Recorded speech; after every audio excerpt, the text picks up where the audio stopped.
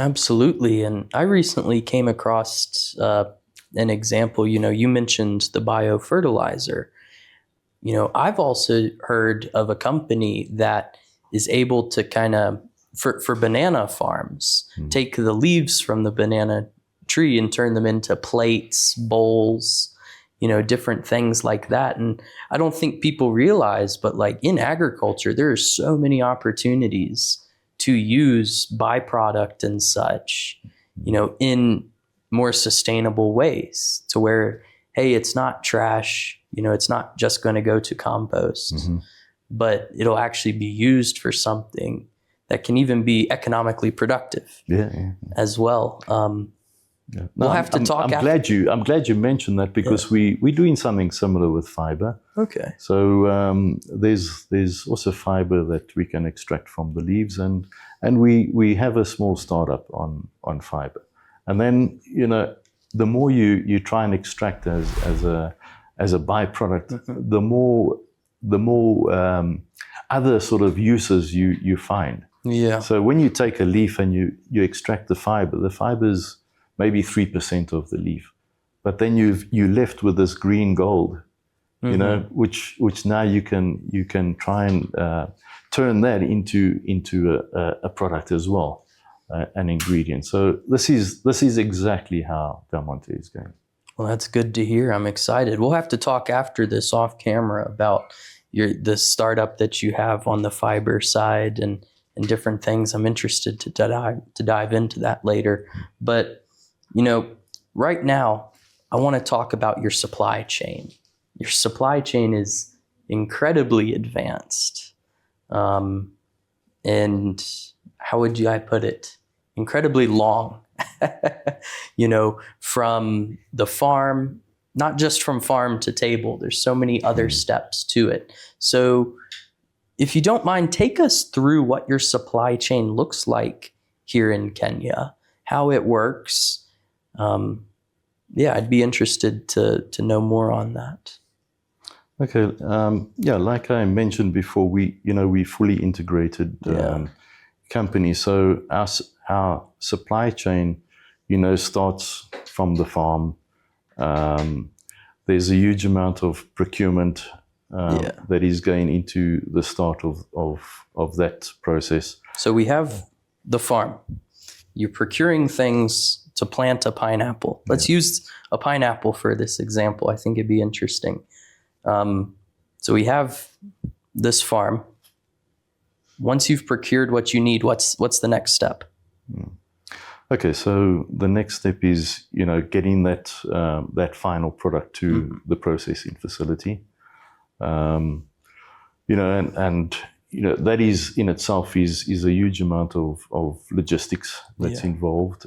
Many trucks that need to transport that end or that beginning of the product, raw material to the facility. And the moment it's cut, you're on the clock. You got to start moving. You can't say, we'll get to it in 2 weeks. No. Once it's cut, you got to move. Yeah, you're dealing with nature.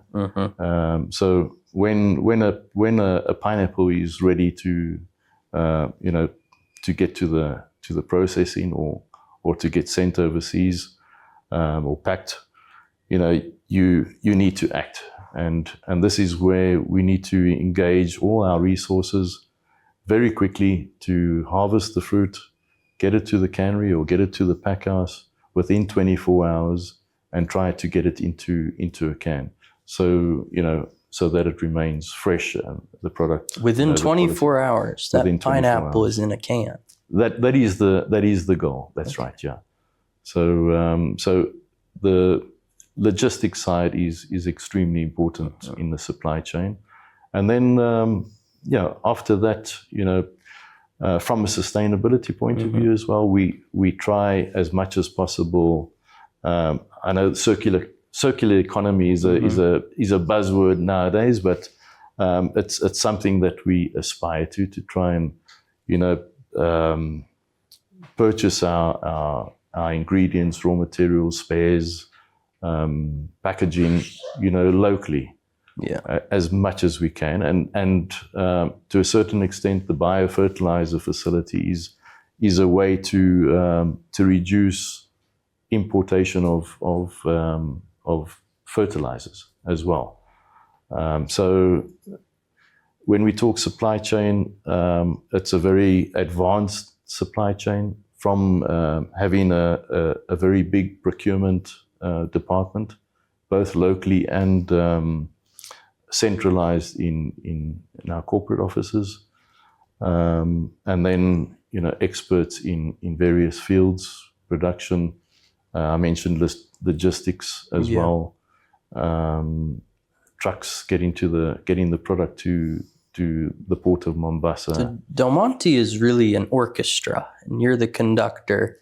Definitely. With all the different moving parts, keeping it all moving in sync. Yeah. Okay. No, definitely.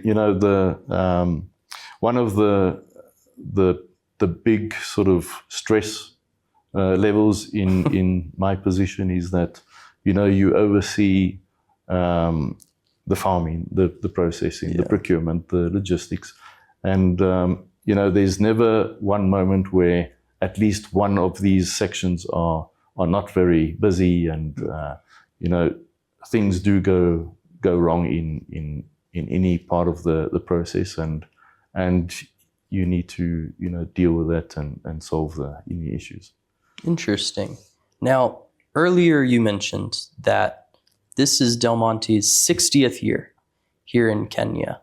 I'm curious, what are some of the big learnings over the past 60 years, and what is that outlook for the next 60 years? I think the biggest learning from the last 60 years is, growth. No business can be sustainable if you don't grow. So what we've learned from the past is that the company started as a small plantation, a small pack house in the Thika town, and then through different investments over a period, the facility moved into the plantation. The plantation expanded into quite a big pineapple plantation. Then at one stage, we had to diversify, introduce the juice production. And then another point in time, we had to diversify again, introduce can making, introduce fresh, move from some pineapple fields to avocado fields, to mango fields. So if we look to the past, sometimes it's not always easy to grow in sheer volume, because you also need to take into account the market requirements. And canning over the years is a market that's sort of flat or declining. And people's lifestyles have changed, health habits have changed, moving more from processed foods to fresh. So you need to take that into account. So if we look at how we've managed to grow over the last 60 years and where we are today, I think looking forward, we need to grow. And how we're going to grow is through sustainable practices, like we've been talking about, making fertilizers, using the biomass for other purposes, using the leaves for fiber. So definitely we will innovate. There are a few investments that will be coming through this year. We're looking at frozen production. Oh, okay. So that will give us another flexible option if we have canning, fresh, and frozen. Okay. Again, looking at the market requirements and people's lifestyle changes.